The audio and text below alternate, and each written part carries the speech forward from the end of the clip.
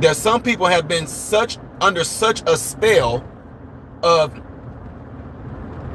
living in the mindset of what I call the hood mentality, the ghetto mentality, the projects mentality, the trailer trash mentality.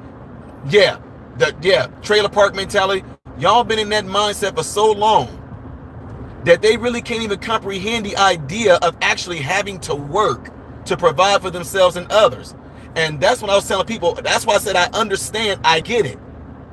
I'm not punching down on them or coming down on them at all. It's to show you proof that you have been cradled for so long, you have been carried for so long that you don't know how to walk.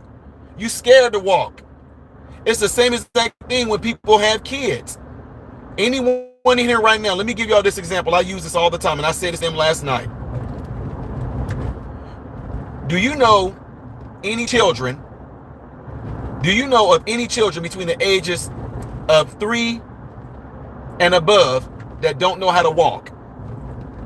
I asked them this last night. Do y'all know if they don't have a disability, if they don't have any medical issue going on with them, do y'all know of any children that's 3 years old and above that cannot walk? They said no. I said, why does that child know how to walk? Why? How does that child know how to walk? Whenever people kept on picking up your child, what did y'all start saying to people? What did y'all start saying to people? Hey, put my baby down. Hey, don't pick up my baby all the time. Why did y'all want them picking up your baby so much? That's what I asked them. Why did y'all keep telling people, hey, stop picking up the baby. Stop holding her so much. Stop holding him so much. Why did y'all want them to put the baby back down?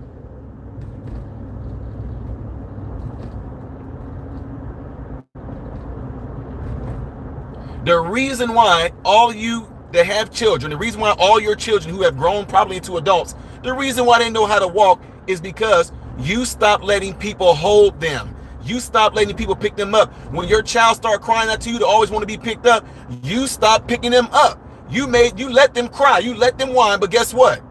You made sure that they learn how to walk, didn't you? Now, Ty, what does this have to do with anything? It has a lot to do with what we have going on right now.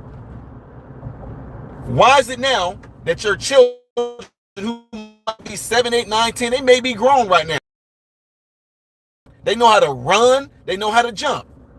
But if you ever would have forced them to walk on their own, they never would be where they are right now. And that's just physically speaking. Now imagine what you're doing to people on the mental level. You keep on picking them up every time they cry. You keep on giving them stuff every time they cry. You give them what they want every time they cry. You keep on picking them up and carrying them every time they cry, instead of forcing them to walk. And here's the kicker. Because this is what I want people to understand about what I do and what I'm saying to people with this message right now that's going on with the SNAP benefit crisis, right?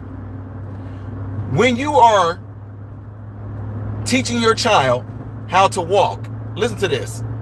When you are teaching your child how to walk, isn't it amazing that you are encouraging them to be independent? When you put them down and they, what do? Come on, you can do it. Come on, baby. Come on. You make that child take a step or two, don't you? The child is scared. See, the child is not used to it. That child is not used to walking on their own. This is new territory for them. They never took a step. They're used to you carrying them. Pick me up. Carry me, mommy. Pick me up. When they start crying, what do? Come on, you can do it. You can do it. Just come on, baby. Come on. That baby may take 2 steps and fall down. What do? You pick them up and you carry them for the rest of their life? No. You pick them up and put them right back on their feet so they can do what? Try again, baby. We got to get this done, baby. Walk. Come on, baby. And here's the kicker behind that as well, ladies and gentlemen, because this is really deep.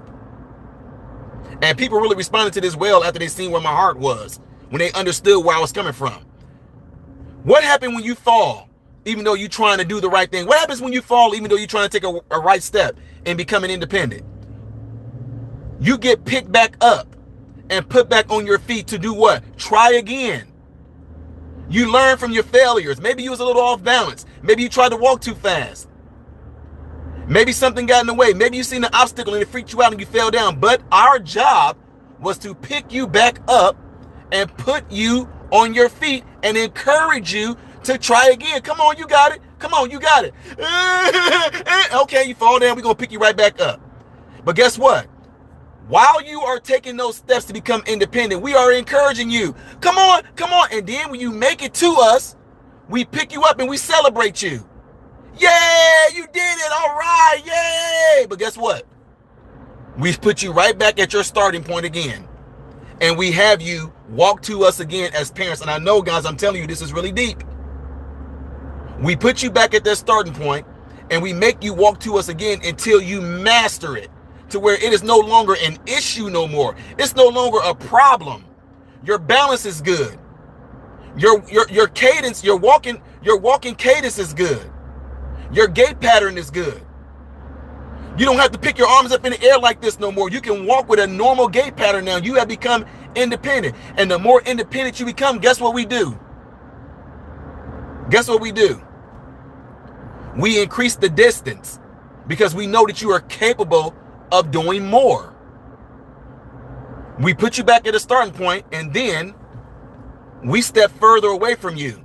Now it scares you a little bit. Wait a minute. Mom and dad is not at that same spot that I'm used to them being at. Mom and dad will make me walk. But you know what? Now, because you are confident within yourself, you're not as scared as you was before to go further than what you're used to going. So this is what I was saying to my brothers and my sisters last night, who after I explained this to them, they understood my heart. They understood what I was coming from. The idea is not to punish you by making you do this on your own. The idea is so that you can become independent and you can walk on your own. You can do for yourself. You don't have to rely on no one carrying you and picking you up.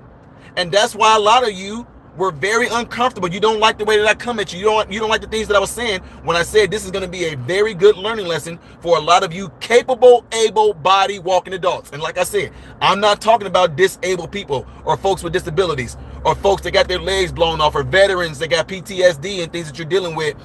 I'm not talking about y'all. I'm talking about the ones who don't want to do it because you have become accustomed to someone carrying you all the time, to someone feeding you all the time, to someone giving you what you want when you cry for it.